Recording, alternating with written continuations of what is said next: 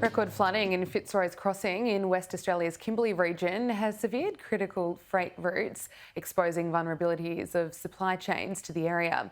Joining us live now is Stephen Miller, Acting Chief Regulatory Policy and Standards Officer with the National Heavy Vehicle Regulator. Steve, thank you for your time. Can you explain to us just how disruptive and challenging it's been over the past few weeks? Obviously, there's been a lot of damage to critical infrastructure.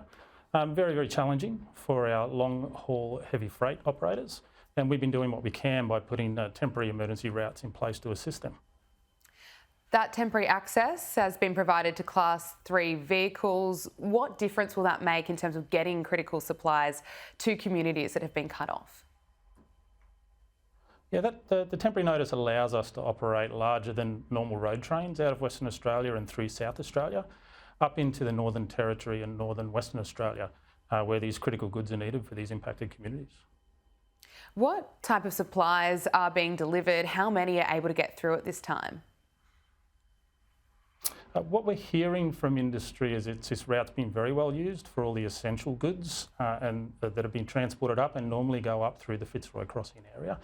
And that's to supply local communities, supermarkets and those sort of facilities. How long does this exemption need to stay in place for? At the moment, we've got the exemption until the 28th of February. However, we're getting continual updates from our state and federal counterparts, and we're monitoring the situation ongoing, and we'll assess that notice closer to the end date to see if we need to extend it. Okay. It must be pretty rewarding that truck drivers are able to make such a difference at this time and actually help deliver critical supplies. Yeah, definitely. Look, time and time again, we see the heavy vehicle industry in Australia stepping up and doing everything they can to help ensure the supply of these critical goods into these communities, and we're happy to help out as a regulator in any way we can. Yeah, you're hearing stories on the ground, how people are holding up? We're getting news through mainly on the road infrastructure and where our help can be provided. Obviously, we're hearing news of communities coming in as well, and definitely from operators and communities, we're hearing a lot of positive news of the help we're providing. What about the drivers? They're obviously safe and happy to help? Yeah, definitely. Obviously, heavy vehicle operators have had to adjust to this new route. They've had to reschedule drivers and reschedule their heavy vehicles to operate on this route effectively.